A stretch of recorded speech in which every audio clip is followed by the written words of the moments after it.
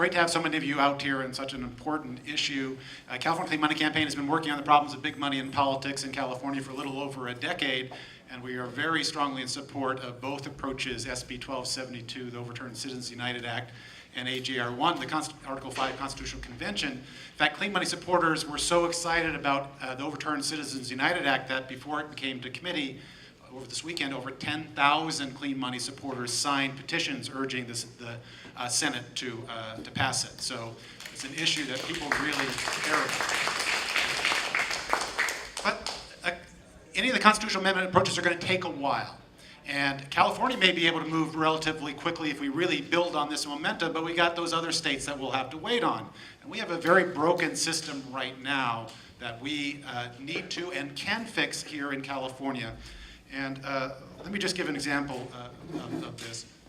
So the problem is, of course, with all this money in politics, is the hundreds of millions of dollars that is spent on political ads to attack candidates, deceive voters, into supporting people and issues that they wouldn't normally support.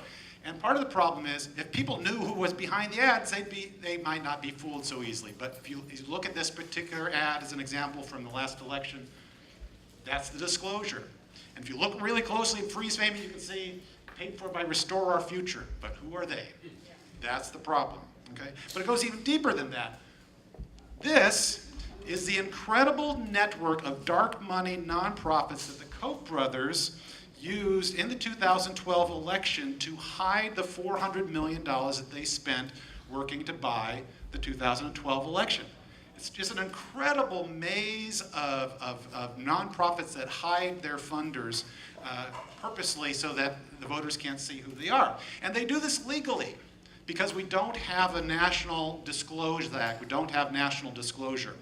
So there's one thing in California that's going to start to change this right away, and that is a bill, SB 27, that's actually coming up for a vote in the Assembly on Monday that would require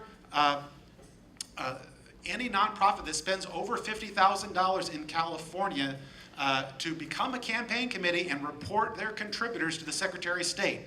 No more hiding behind them. So it's a very important bill and closing a very important loophole, actually coming up for its final assembly vote on Monday, and then a quick turnaround to a Senate vote. So some of you will see our petitions. Be sure to sign the petition for it. Our website here, www.cadisclose.org, has an online petition you can sign to send an email to your assembly member. But that's not enough.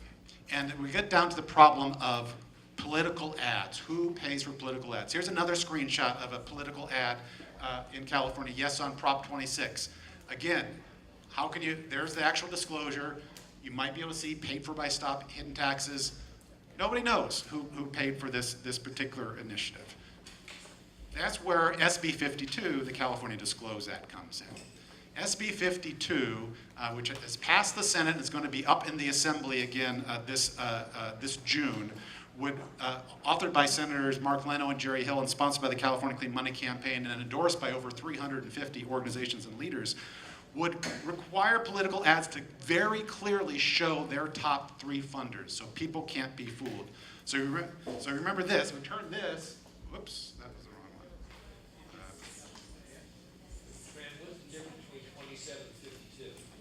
27 just requires nonprofits to report their funders to the Secretary of State. So the press can go and look up who they actually are. 52 changes political ads from this to this, right?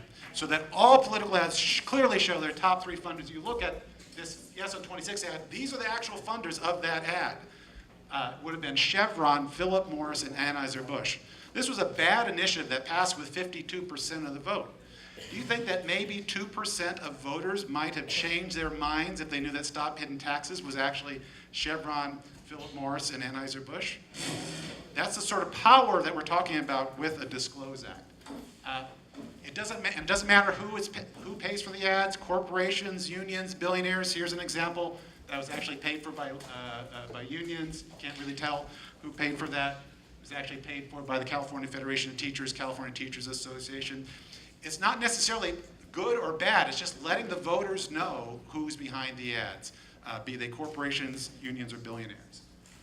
This would be broad-based television ads, radio ads, print ads, the works, ballot measures, and attack ads by super PACs for candidates. And most importantly, new language to follow the money so that the original contributors, the original actual corporations, unions, and individuals are the ones that are shown. That's a real key that SB 52 has.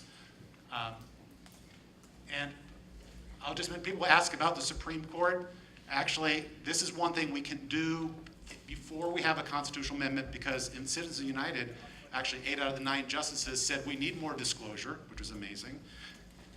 And this was a great quote, I thought: requiring people to stand up in public for their political acts fosters civic courage, without which democracy is doomed.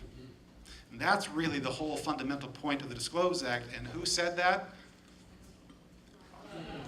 Our hero, Justice Scalia. So Justice Scalia can say that. That's how we know that this is something that can pass. So disclosure is really important. It matters for just about any initiative that you see. Here is an initiative, Prop 37, that the anti-GMO initiative was favored in the polls 3-1 until over $44 million was spent. Lost by less than 3%.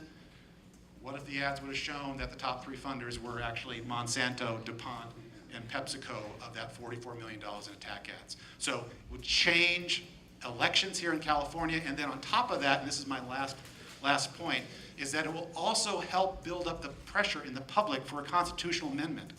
Because if people are hit with every single political ad that these corporations and these billionaires that are paying for them, it's going to really wake them up and really magnify them, really make them demand even more that we need a constitutional amendment to fix these problems of money in politics. We've got a real fight on our hands, but we've got a very strong coalition. We all work together.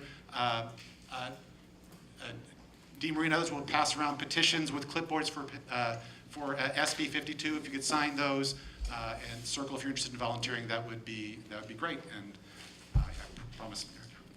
Thank Michelle, you, thank you, Trent. That's terrific.